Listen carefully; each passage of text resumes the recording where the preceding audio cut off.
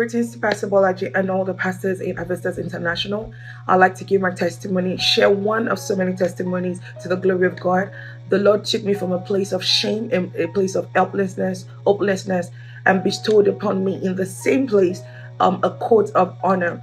I bestowed upon me the coat of honor in the same county where I lived in a homeless shelter pregnant, where I begged on the street for food, where I begged for gas. I was on every assistance that the government could give.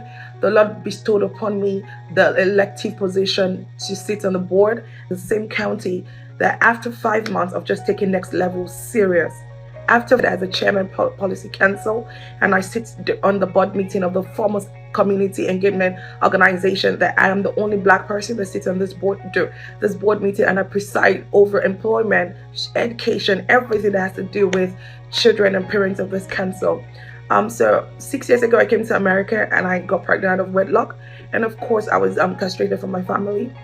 And because of that, my health got so bad and I went into a homeless shelter. I lived in this homeless shelter for a whole year. And while I was in this homeless shelter, I lost myself. I lost my identity. I didn't even know what name that God had called me anymore. I lived a life of mediocrity. And when I came out of the shelter, I lived a life of sin and shame. And September 2022 precisely, I remember that I saw Pastor Bolaji's prayer point. I said, where you have been shamed, you'll be celebrated. I didn't understand what that meant. But I started to pray and he said, take dominion, take dominion. And it felt like it was talking to me.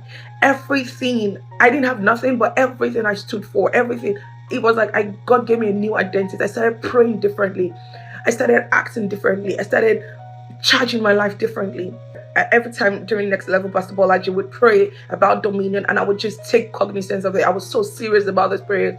My life depended, my life had a different life.